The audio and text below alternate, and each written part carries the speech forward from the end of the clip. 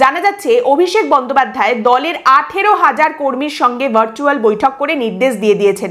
তৃণমূল কংগ্রেসের অলরেডি সংগঠন এবং ম্যান পাওয়ার অনেক বেশি পশ্চিমবঙ্গে। সেখানে জানা যাচ্ছে অভিষেক বন্দ্যোপাধ্যায় তৃণমূল কংগ্রেস কর্মীদের এই নির্দেশ দিয়েছেন যে বিএলওরা এই যে এসআইআর এর কাজ করতে যাবেন সারাক্ষণ তাদের সঙ্গে সঙ্গে দলের লোককে থাকতে হবে, তাদের উপর নজর রাখতে হবে। বিএলএ 2 দলের তরফ থেকে বুথ লেভেল এজেন্ট 2 হিসেবে যাদের মোতায়েন করা হয়েছে তারা কিন্তু বিএলওদের উপরে নজর রাখবেন। বিএলওরা যখন যার বাড়িতে যাচ্ছেন সঙ্গে সঙ্গে এই বিএলএ 2দেরও যেতে হবে, সমস্ত কিছু তারা দেখতে থাকবেন যে এই বিএলওরা কি করছেন না করছেন।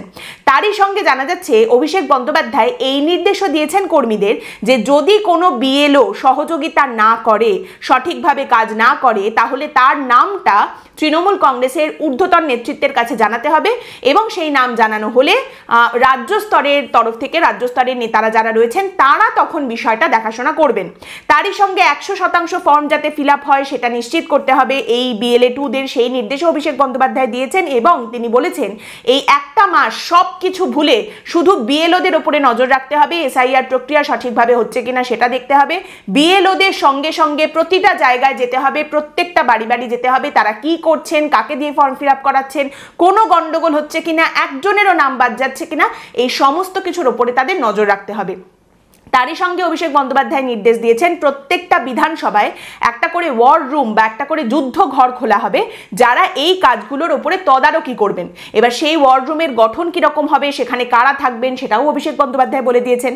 ওই নির্দিষ্ট অঞ্চলের ব্লক সভাপতি থেকে শুরু করে বিধায়ক, সাংসদ তারা কিন্তু এই গোটা প্রসেসটা তদারকি করবেন যে ঠিকঠাকভাবে নজর রাখা হচ্ছে কি না।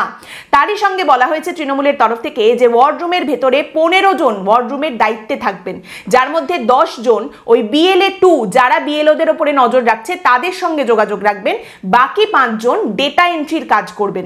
তৃণমূলের তরফ থেকে এত দূর পর্যন্ত ছককষা হয়ে গেছে, এত দূর পর্যন্ত সমস্ত সেট করা হয়ে গেছে।